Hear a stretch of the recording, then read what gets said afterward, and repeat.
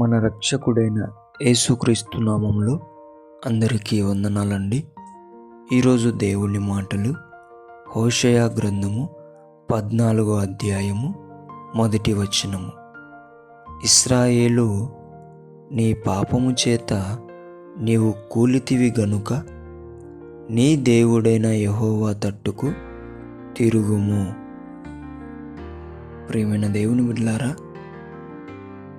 చాలామంది పాపం చేసి దేవునికి దూరం అవ్వాలనుకుంటారు.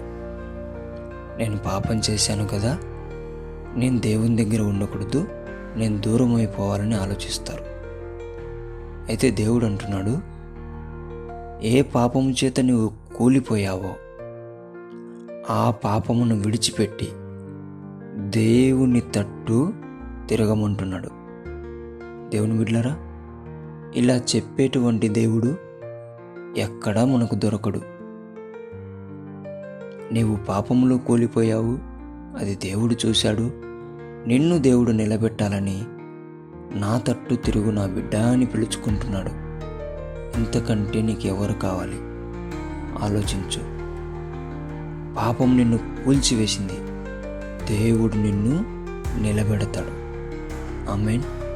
దేవుడి మాటలు దీవించునుగాక. ప్రార్థించుకుందాం. దేవా, మీకు వందనాలు, స్తోత్రాలయ్యా. మా పాపము చేత మేము కూలిపోయినటువంటి వారమై ఉంటున్నాము నాయన. తండ్రి, నీవు చెప్పినట్టు మా పాపమును విడిచిపెట్టి నీ తట్టుకు మేము తిరుగుతుండగా పాపములు కూలిపోయిన మమ్ములని నీ తట్టు తిరిగిన వెంటనే నీవు మమ్మల్ని నిలబెట్టమని యేసు నామములో ప్రార్థిస్తున్నాం తండ్రి. ఆమేన్.